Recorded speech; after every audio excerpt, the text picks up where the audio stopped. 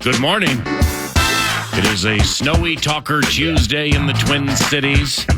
Welcome to the neighborhood.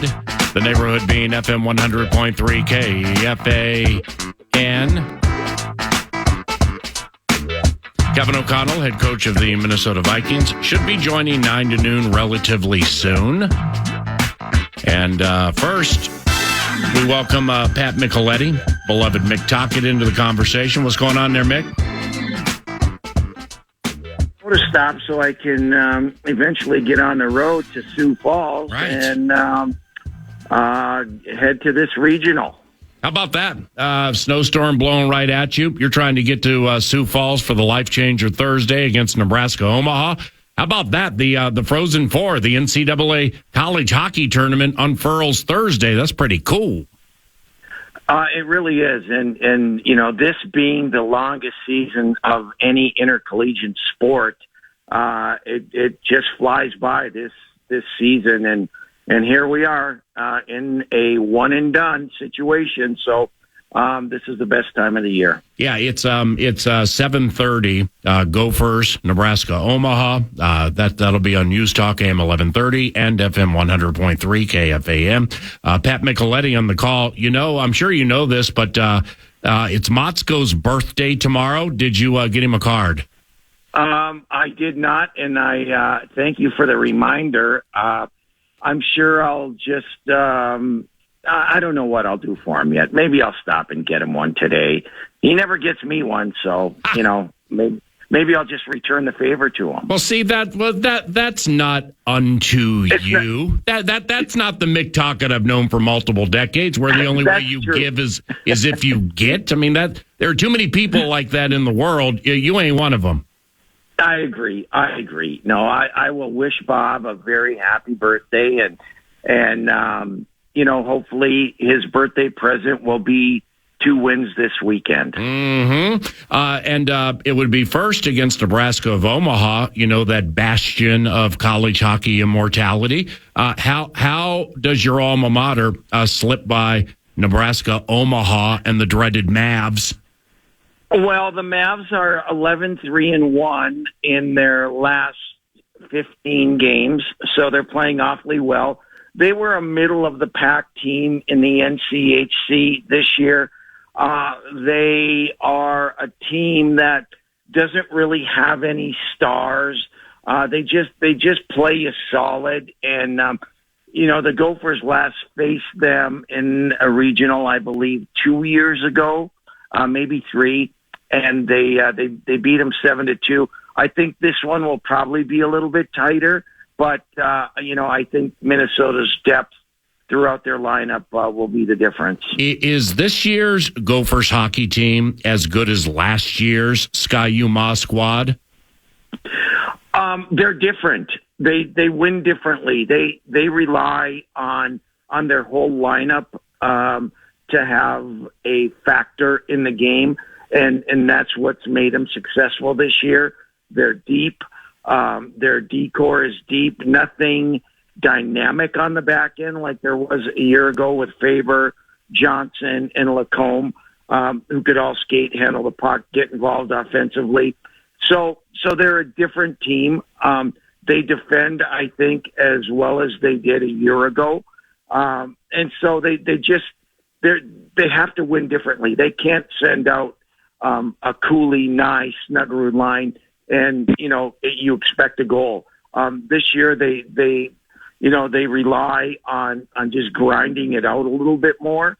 And that can wear teams down, and that's been the success of their team. If Pat Micheletti at PatMick2626 via the tweet machine, he'll be on the call on a Thursday on KFAN with the Golden Gophers in Nebraska Omaha in the college hockey tournament, leading to the Frozen Four, which is in about a month at XL Energy Center. And if they beat the Mavs, then they most likely will get Boston University. So it'd be BU. And if they get BU, is that a problem on many fronts? Well, it's a problem if they can't stop the soon-to-be number 1 draft pick in the upcoming NHL draft. Macklin Celebrini is generational in terms of the way he plays. He's just dynamic player who will go number one probably to the Chicago Blackhawks, and we'll see him for another 10 years. So what Boston U has is they have really, really high-end players on their team, not a ton of them. And I think Minnesota can beat them because they'll out-depth them. And I think that's going to be a problem for Boston University, moving on. Lane Hudson on defense is phenomenal. So they have players like that, but I think, and they have a young goaltender, and where Minnesota has experience in the net. So I kind of favor Minnesota there, but you have to play them, so we'll see. Oh my! For Minnesota sports fans, Mick, who sparingly have watched Gophers hockey this year, when they listen to you on Twin Cities News Talk AM 1130 or KFAN Thursday night, what does Motzko's team do exceedingly well when it's hitting on all cylinders? Well, they've done an excellent job all year of staying out of the penalty box. They are the second least penalized team in college hockey, which really bodes well for them. And so once they get to their game, and getting to their game means getting pucks in and getting in on their forecheck, and then they run lines 1 through 4. And they really have the ability to wear other teams down. Other teams, sometimes have to shorten their benches and only play 3 lines or get in penalty trouble and overuse guys. That doesn't happen to Minnesota. The biggest problem for Minnesota this year has been their inconsistency in terms of, completing a game. They'll start out a game fine and then drop back a little bit. And so it's staying dialed in, for that whole 60 minutes. If they're able to do that, they're going to be an awfully tough out. Who do you like in the Michigan Nodak game Friday at 7:30? I think Michigan is. I think I've told this to their coach. I think they're probably player for player the most talented team in the country. I think Michigan ends up getting to the Frozen Four. I think they'll beat Michigan State in that regional final. They lost to them in overtime in the Big Ten championship game, but that was at Munn Arena in East Lansing. So I think Michigan is really going to be one of the teams to beat. They had a very mediocre season. They had some injuries. They started to play undisciplined. They get penalized a lot. But when that team stays out of the penalty box and stays disciplined, they're as good as anybody in the country. Pat Micheletti at PatMick2626 if you'd like to follow him via Twitter. And kind of a bad run for the state of hockey, right? I mean, Motzko's bunch, the only state of hockey representative in the tournament. What happened there? Yeah. Well, Minnesota State went through a transformation with a new coach, and they lost some players, but had a pretty good year, lost in the semifinals. And then our good friend Tom Serratori, I was up there for that game last Friday night against Michigan Tech, and it was a 2-1 game. The winner moves on, the loser goes home due to the pairwise rankings, and Michigan Tech beats them 2-1. And so, and Scott Sandelin's team was, ravaged with injuries this year, and St. Cloud, I think, was on kind of a rebuild. And, the one team that wasn't eligible for the NCAA this year, St. Thomas, Rico Blasi did a fabulous job with them this year. But they had 8 guys out in their semifinal game this year in their league championship. But so, yeah, you know what? It's cyclical. It happens. But I think these programs are going to be very healthy in years to come. Are Hastings Badgers legitimately going to be a handful? Well, that's a good question because they're an awfully good team. But here's the problem. They've been off 3 weeks. And you just can't simulate a game situation in practice. You try, you do, you try to do a bunch of different things to have it happen. But I tell you what, they're facing the defending champs from a year ago, Quinnipiac, who just played Saturday night. And so they're game ready. And that will be the question for Mike's team when they take the ice against Quinnipiac. Can they beat Quinnipiac? No question about it, talent-wise. But, let's just see how they're able to respond after that long layoff. My brother, safe travels in this in these conditions, and call a good one on Thursday. We'll be listening, okay? Thank you, my friend. See you, bud. Pat Micheletti, and we're talking about the Gophers in Nebraska, Omaha, to kick off the hockey NCAA tournament Thursday, 7:30, FM 100.3, KFAN. Coming up next, Kevin OConnell, head coach of the Minnesota Vikings, joins 9 to noon from Orlando in the NFL owners meetings, where we have a kickoff rule that has been approved. And we will get into that and much more with KOC when 9 to noon continues on FM 100.3 KFAN.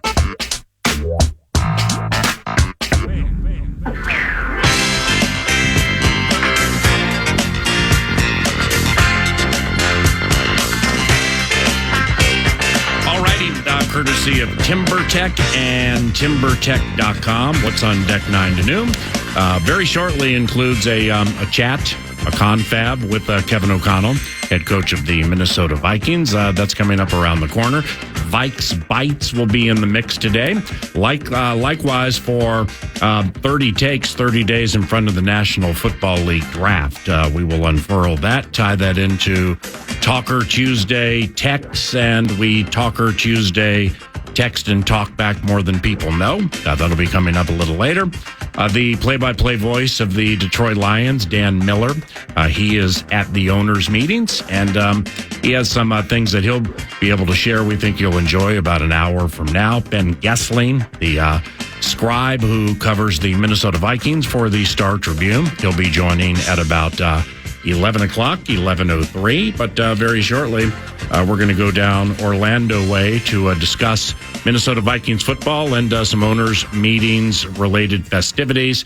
And joining us now is Kevin OConnell, head coach of the Minnesota Vikings. How nice is it down there, man? I mean, we have straight line snow up here that just fired up an hour ago, and it's like 30-mile-per-hour winds, and good morning. PA, it is, there's probably a little bit more sunshine, a little bit more shorts and T-shirt weather, but I'm excited to get back up there, man. I'm excited to get back to the Twin Cities. What are we talking about? Well, first and foremost, I know family is first and foremost with you, so I'm assuming Caden had to trudge to school today back here and just this massive amount of snow, or is he on spring break? Yeah, he's down here. We got the whole family.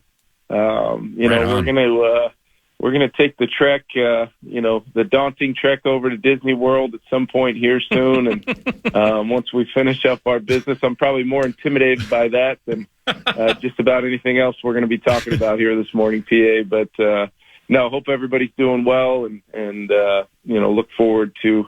looking forward to catching up with you here this morning. Yep. Well, God bless you, Leah, and the family on all of that. Now, given where you are, what are the owners' meetings like this time of the year? I mean, kind of smack dab between the combine and the draft. Yeah, it's a unique time of year for sure. There's a lot of most teams, if not everybody, has turned the page, fully invested into the 2024 plan and beyond. Free agency's kind of come and gone. It's still going on in some phases. There's a lot of quality players still available, looking to find their homes for 2024. But the draft process is full bore, and whether it's pro days, the combine's now completed. You've got a great initial feel for a lot of prospects. There's a lot of dialogue going on amongst the teams, formally, informally, here in Florida.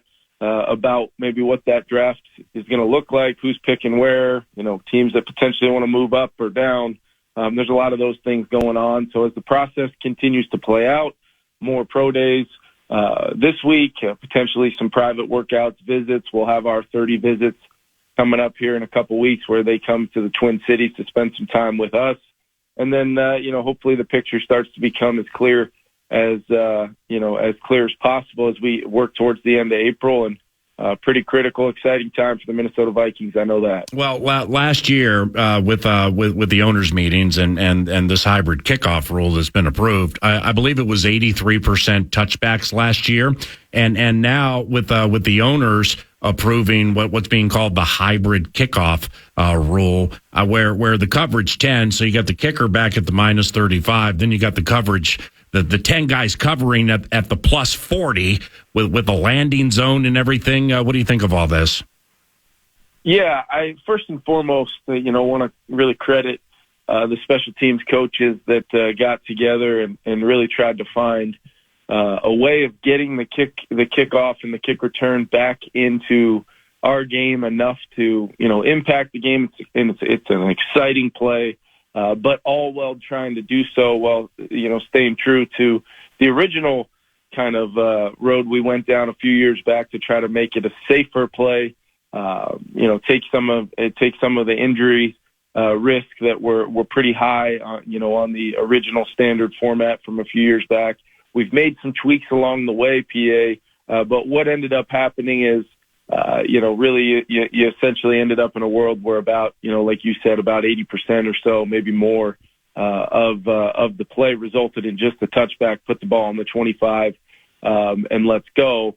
Before we ever get to the place where, the play is eliminated all completely, I think this gives us a path to see, potentially, if we can find an exciting play, a play that our fans can, know is a vital play to the game. I think field position will be critical coming off this play because the ball will now be in the hands of your returners. And obviously, we're kind of working off of a previous model from another league, but this is our model. We've made some changes that we think will make it a good NFL play. And now we've got to really work through it through the offseason program and training camp and see what it's going to look like for the 2024 season. But it's here. It's been voted and passed. Now we've got to go to work and try to find a way to make it the best possible play for us with the players that we can put out on the field. And I think knowing now is a benefit as opposed to potentially knowing maybe later in the spring. If it didn't go through today, more than likely something was going to be happening with the play. So now that we know, now that we can build our roster and our plan accordingly, it'll be an exciting time to see kind of where it goes. There with anything like this, PA, there's going to be some unforeseen things that we'll have to work through and potentially coach to try to maybe get an advantage, try to figure out the best way to schematically block up and get a good return, as well as obviously covering the play now that there's been so much space, that 25, 26-yard head start, sprint downfield that's going to be eliminated. Is that going to mean different body types out there? Is that going to mean different types of blockers? We've got to start working through that now. And Matt Daniels, Dalman, Gibson, and myself and the rest of our staff will start doing that now that we know that it's locked and loaded, and that's what we're going to be doing. So new phase of the game, fans. It's going to look different to fans. It's going to look different to us all. But now it's about trying to maximize it for the Minnesota Vikings, and that's what we're going to do. Fascinating. And the final part on this, if I've missed it, I apologize, Kevin. But what about the onside kicks? I mean, it's ever since they went 5x5, they're virtually impossible to get in the first place. But like anything different there? Yeah, I think the one thing that there was a little bit of a drawback for me initially. Because I think the surprise onside kick, although it's not executed often, it's a risky play from the field position element. But when we've seen that play over the course of the years, I think back to the Saints in the Super Bowl, coming out of the second half, and they get the surprise onside kick and really change the whole game. But you're exactly right. When the rule change happened, to kind of condense things a little bit or provide a little bit more space in the 5x5 thought. It really is kind of a play that although you still can do that now in the fourth quarter, you have to declare it. Everybody's going to know it's happening. And although the percentages are going lower and lower on the recovery rates for the kicking team, it's still going to be a play when needed late in the football game. But yeah, that was the only thing that was kind of the hold up for me, was the surprise onside kick being kind of eliminated from the game. But when you look at the data behind that and how many times that actually happens and how many times it's actually recovered now with the new rules, it was something that it did not outweigh the positives of what we're going to have with getting the kick return back in the game. Well, KOC, they went out and got you a second first rounder for the draft. During a free agency period, 66% of your new players fancy the defensive side of the ball. So, I mean, it's a cinch now that you draft offense, offense, right? Yeah, I think we're still I'm really excited about what we've been able to do defensively in free agency, whether it's adding really impactful pieces like a Jonathan Grenard, Andrew Van Ginkel, Blake Cashman, just to name a few. We've solidified our depth along the interior of the defensive line with some guys that will really play well as pieces around what Brian Flores is trying to do. And then I think, bringing back Harrison Smith was a huge, huge thing for me.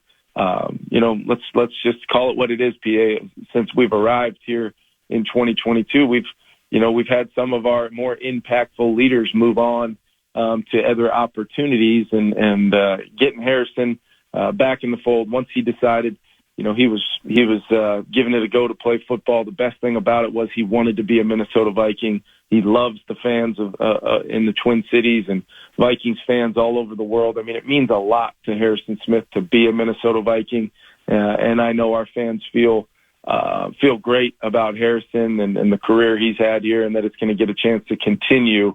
And I can't wait, quite honestly, till we get to see him run out of the tunnel week 1 or whenever it is we get to open up U.S. Bank Stadium this year.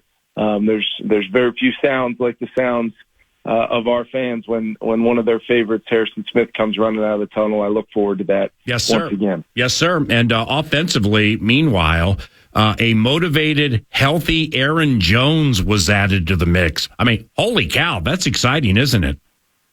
Yeah, I just, there's few times, PA, when, through free agency, and especially as early as that happened. And look, every team has to make decisions based upon what's best for their own salary cap situations. But to put it, very bluntly, I was running through the halls of TCO Performance Center when I found out that would be a possibility. I may or may not have reached out to Aaron and let him know that I would make the drive to come help pack his things there in Green Bay and get him back to the Twin Cities as fast as possible. And I think the coolest thing about it is there's really two aspects of it.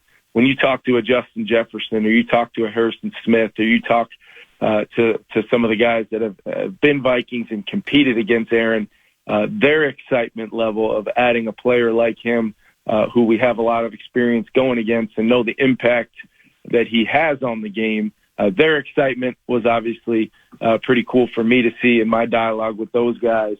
But then also Aaron's excitement about joining the Minnesota Vikings, and from his experiences playing at U.S. Bank Stadium to understanding what it means, the passion of our fan base, knowing what it's going to mean to be a part of it. And I think that's why we were so fast to wrap our arms around Aaron and let him know that we were really, really excited about adding him to our organization and what he's going to do on and off the field for our team. And I think he's going to be really, really impactful for our offense.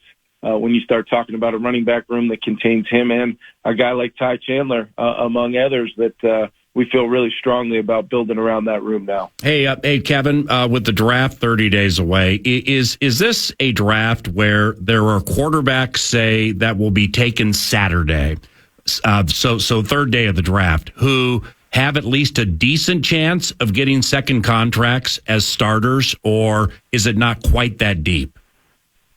No, I think, PA, it's just going to be a matter of where those guys go off the board, because there's no question, the guys at the top of the draft, and rightly so, have a chance to have a big-time impact on whatever organization that's lucky enough to get those guys. But you're right. I think there's other names. I think there's other guys as you work through the process here where who knows where that player's ceiling might end up being. And, that's where does that player end up going on day two? Like you're saying, does that player kill the process and end up, with a lot more teams being fans of those guys, that they end up sneaking into the end of round one, or, kind of in that pick 20 to 35 type range. I think all of that is possible. I do think it's a good class of quarterbacks this year, and something that we've really had our eye on. I know here in Minnesota, long before this process started, just knowing the type of players that would be available at that position. And I know for us, having to pick 11 and pick 23 and the flexibility that's going to give us, but also think about it from a standpoint if we don't move up or we don't move back based upon where we plan on possibly selecting a quarterback. I do think there's going to be a lot of offensive players coming off the board in addition to those quarterbacks early on. There's some elite receivers. There's some pretty big-time special offensive linemen, tackles, guys that will probably step right in and start playing. You could be looking at that first defensive player going off the board, PA, right around our pick at 11, maybe right before, and what that looks like, possibly taking a player that, would be a top 3 to 4 pick in maybe last year's draft, and now they're possibly available to add to your defensive front or your back end, whatever it is. It's exciting. So we've got to take all of that information into account and ultimately know that, we're going to be aggressive. But at the same time now with those two picks that we have, we feel they're very valuable picks in the same draft, in a deep draft. And I think it's an exciting time. All compliments to Kwesi for going out and making that move early on in the process. So now we can really plan accordingly, both in our attempts to possibly move, but at the same time have the chance to add two really, really impactful players, regardless of the position in a deep draft like this year's. And KOC, everybody's talking about all these players, and a lot of the same names come up after that trade with Houston. And, man, I've been dying for a couple of weeks to ask you about one. What do you think about Stanford kicker Joshua Carty? I mean, it looks from afar like the kicker job might be up for a battle, right? You know what? Your excitement about that, it's equally felt by me, PA. It really is. I will tell you this much. We're excited about adding a guy like Romo, to the equation, who we added. This guy, we've done a deep dive and was able to get our eyes on him at kind of a kicking showcase that took place, and he was lights out there. A lot of times kickers in their journey around the NFL, you look at some of the best kickers in our league right now. Yeah, you've got the Justin Tuckers of the world who have been elite from day one, but you've got some other guys who have took some pretty unique paths to trying to find a home, and once they're able to do that, they take off from there, albeit maybe another league, like the Dallas Cowboys were able to do last year and get a guy in there that I don't think he missed a kick until the playoffs, or maybe a guy like a Matt Gay, who we had in L.A., who had kind of bounced around, had been in Tampa, and then he ends up being a kicker on our team that helps us win a world championship and then signs a big deal with the Colts. So I think there's a lot of routes you can go. I do think that there's some talent in the draft, like you said, and, where those guys come off the board, potential additions from as the free agency process continues, all that's on the table, for us. And in addition to still keeping our tabs on Greg Joseph and the big kicks that he's made for us over the past couple of years as well. Now, just a few more here. Thanks. Kevin OConnell at the owners' meetings in Orlando. And with what, you hit on the quarterbacks a couple of minutes ago. With Jaden Daniels, can LSU's Jaden Daniels thrive in a pocket-based offense, or does he need to get out there like Jalen and kind of improvise? No, I think he absolutely can. I think he's proven that. When you really dive into his tape, that's one of the exciting things about a player like Jaden Daniels is, that clearly he's a guy that when he does take off, and a lot of times his best, most impactful plays running the football come as an extension of passing plays where, he's gone through a progression. He's exhausted 1 to 2 to 3. And then with really good technique and fundamentals, ball security, able to climb up and out of the pocket. And really when he takes off from that point, there's really no angle that's safe for a defender because of the speed that he has in the open field. Clearly, he's going to have to be smart about when he has the football in his hands. Not being the biggest, strongest guy in the world, he's going to have to be smart about it to maintain his ability to stay on the field. He knows that. He's proven that in his Heisman Trophy season that he's got the ability to do that. He's definitely an exciting prospect, and he goes, whether you're talking about Jaden or some of these other guys in the draft. I think those are the types of things. Each guy kind of has, maybe different strengths and things that they're going to hang their hat on, but all of them, I do think when you're talking about some of these guys at the top of the draft and where that line is drawn, we'll kind of keep that between the folks inside the walls of our building and for right now. But I can tell you I'm very excited about not only Jaden, but the potential of a lot of these guys that will be in the mix to maybe become Minnesota Vikings. Understood. And what, if anything, did Josh McCown tell you about Drake May from their days together at that Charlotte high school? Yeah, Josh and Drake have a previous relationship that's a really, really good one. Josh has known Drake for a long time.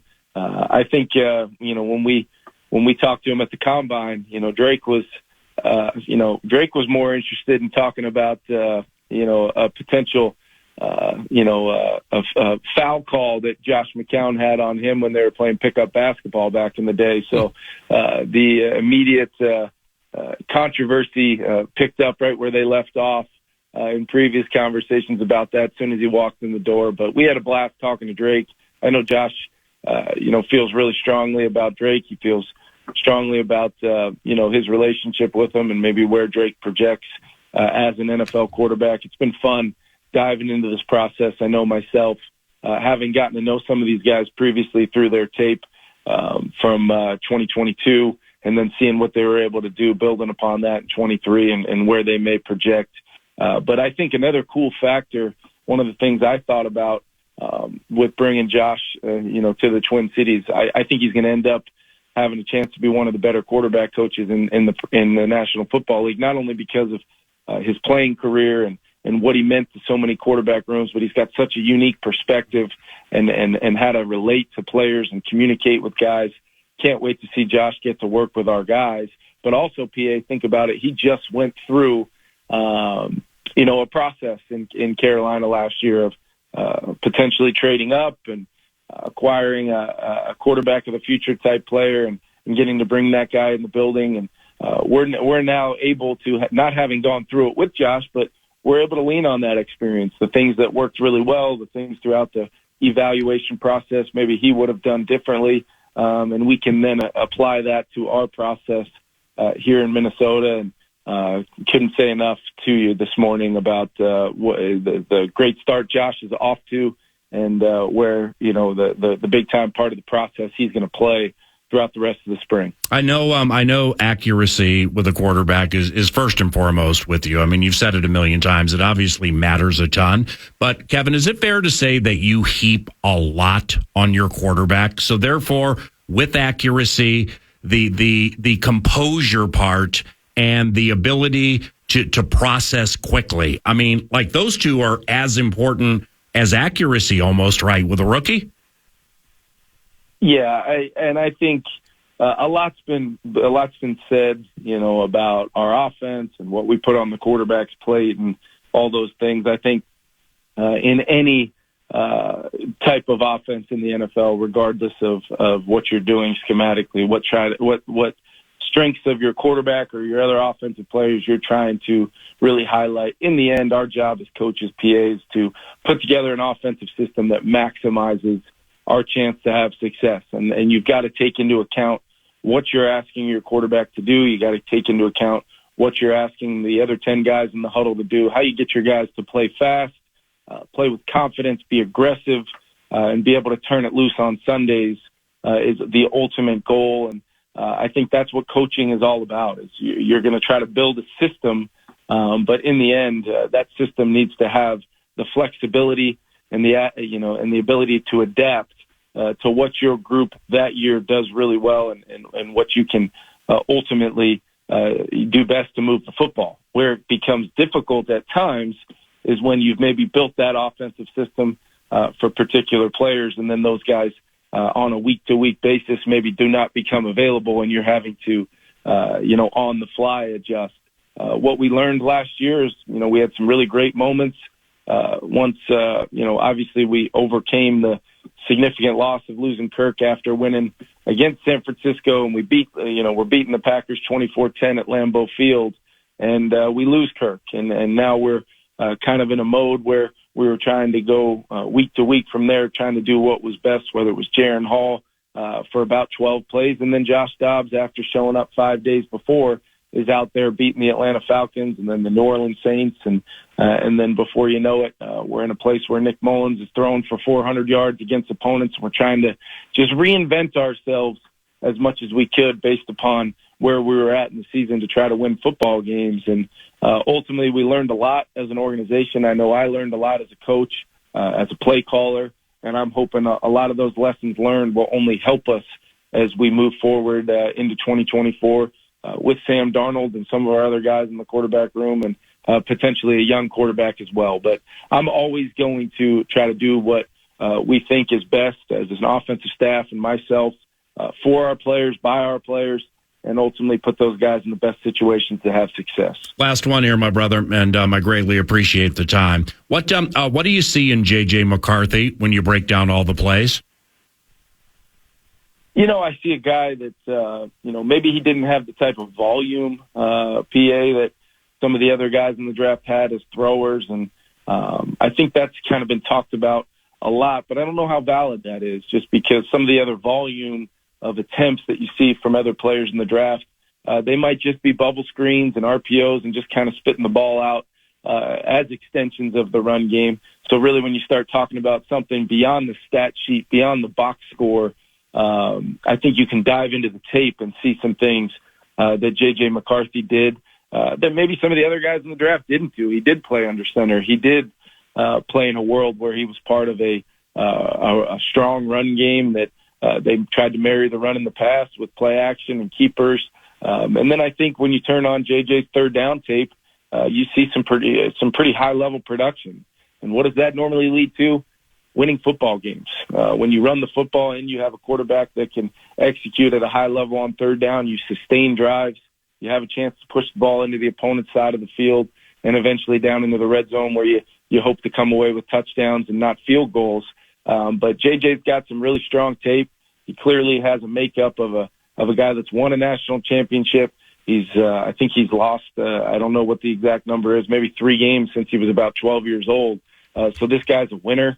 And there's a lot to really continue to dive into on a prospect like JJ. Looking forward to spending some time with him over the next few days and really getting to know him, but also importantly letting him get to know us and what potentially, just like some of the other quarterbacks, hopefully get a feel for is that if my name gets called by the Minnesota Vikings, that's a really positive thing for me based upon the play caller, the head coach, the offensive weapons, the offensive staff.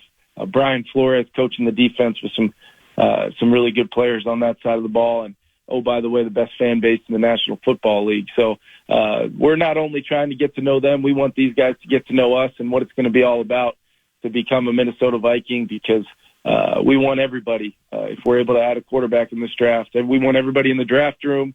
We want everybody in our locker room. We want everybody watching at home to be standing and clapping, and that includes hopefully the player that we're selecting. Okay, man, you're the very best. And from one version of Goofy in me to the real Goofy with Mickey Mouse and Tinkerbell with your beautiful family, enjoy Disney World, and thanks for the chat, okay?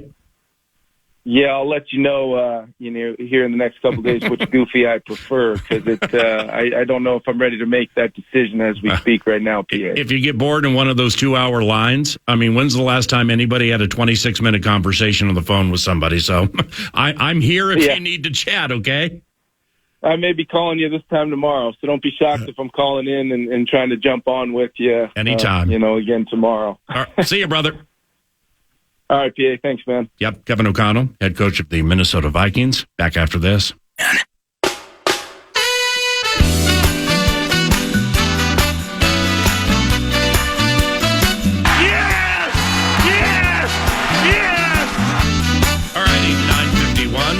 welcome back. We thank Kevin OConnell for the elongated chat with the head coach of the Minnesota Vikings. We'll play that back at the end of the radio show, or when the show is done, listen back to it via podcast.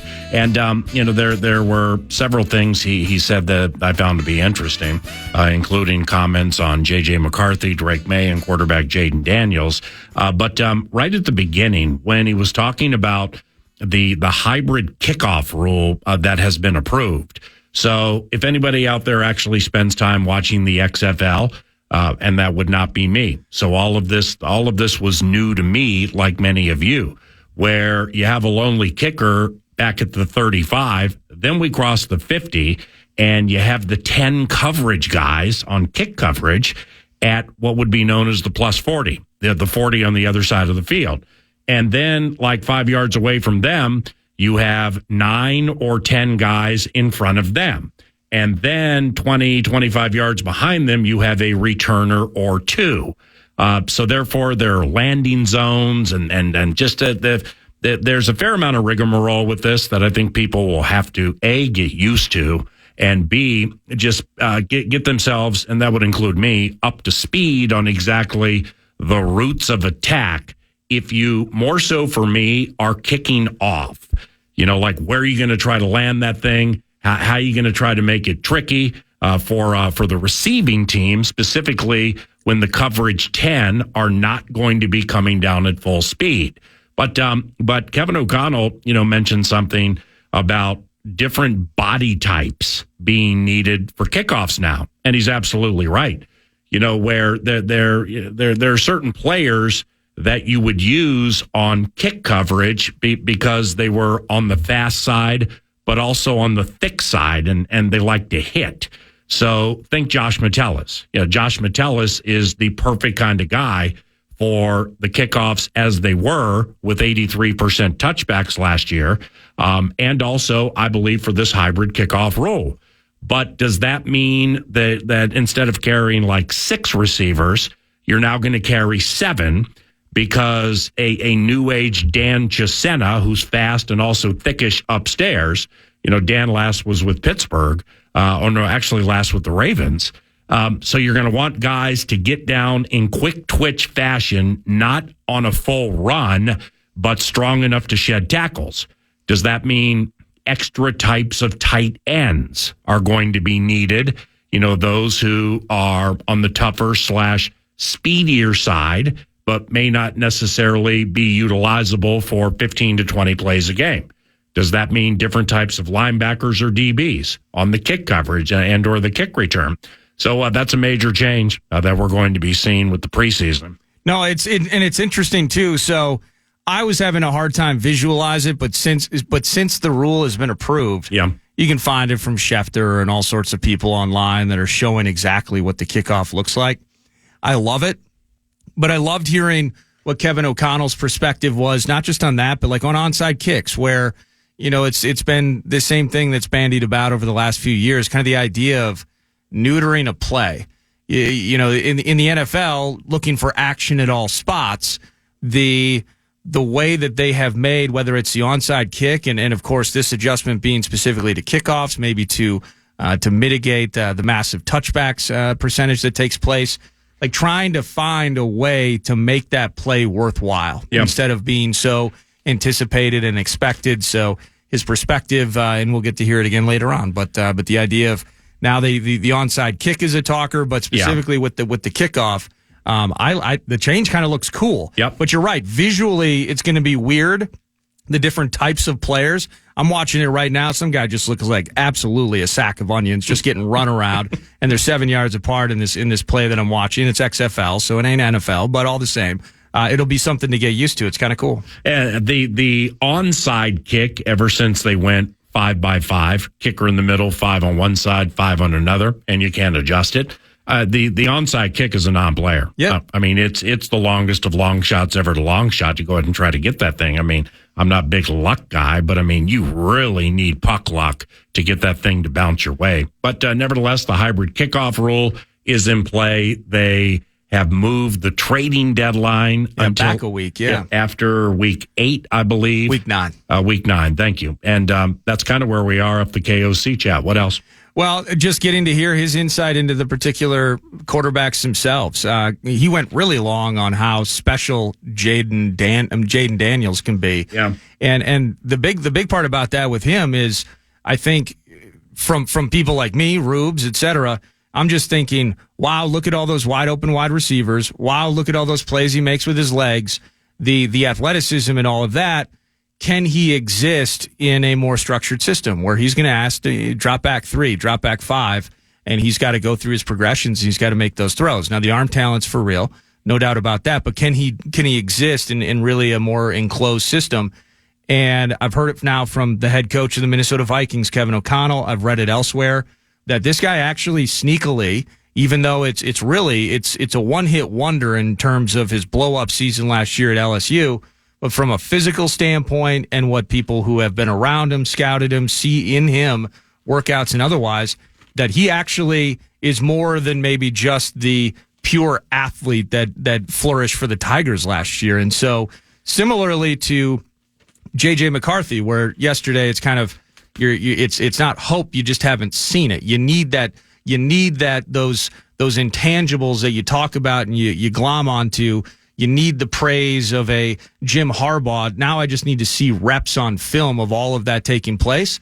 Similarly with Jaden Daniels, I want to see those things taking place. But the way that he gushed over what Daniels can do, will he be available? Is he an option for the Vikings? I mean, you said great things about May, said great things about McCarthy, but Jaden Daniels, for me, is kind of my favorite quarterback in the draft. I just don't really think about him much because I just assume he's gone, if that makes sense. But I loved hearing what he thought about the LSU kid. And Kevin raved about J.J. McCarthy and his and his work on third downs, specifically key third downs. The one he said the least about was Drake May. Oh my gosh. 9 to noon around the corner. We'll give you some talkback and texting opportunities. Included in that would be what you just heard from Minnesota Vikings head coach Kevin OConnell to the Bradshaw and Bryant KFAN text line 64686 if you have thoughts, or the talkbacks via the free iHeartRadio app, because on Tuesdays we text and talk back more than people know. 30 days from the NFL draft. Let's unfurl 30 thoughts, opinions, questions, and much more involving said selection process when 9 to noon continues on KFAN.